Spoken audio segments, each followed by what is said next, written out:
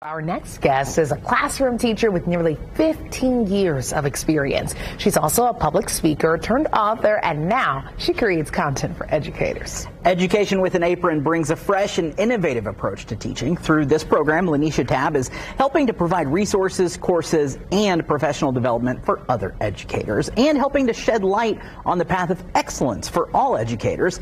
Here to talk about Education with an Apron is the creator of it, LaNesha Tabb. Welcome. Thanks for being here. I was so excited that I knocked it over. It was me. We are so excited to have you.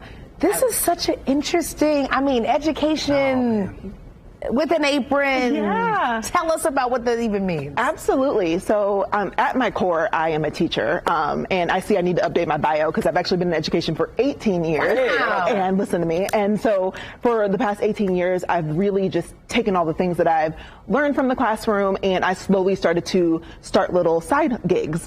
While teaching, I started creating content for other educators. Eventually, I started speaking at conferences.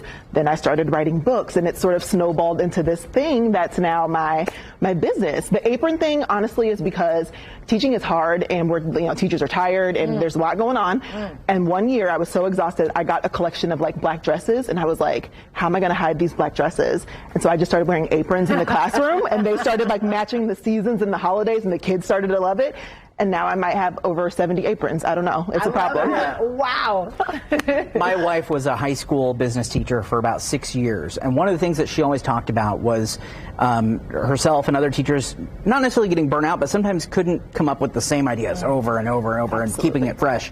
How much did your experience in the classroom help kind of cultivate that for other educators? Absolutely, and that's really a great segue to sort of talk about the work that I really ended up doing with this book. This book was written with another educator named Naomi O'Brien, and that was really the heart of it. We just realized that year after year, we were doing the same exact lessons, honestly, from preschool, first, second, third, the Johnny Appleseed. Even when you guys were little, you probably remember doing a pumpkin unit, an apple unit. It was the same thing. And we started to just dream. And we were like, what if we started writing lessons that we wish we had when we were little? And what if we started to reimagine how to bring these amazing stories from the world into the classroom? And that's what we did. And we chronicled that journey in this book called Unpack Your Impact.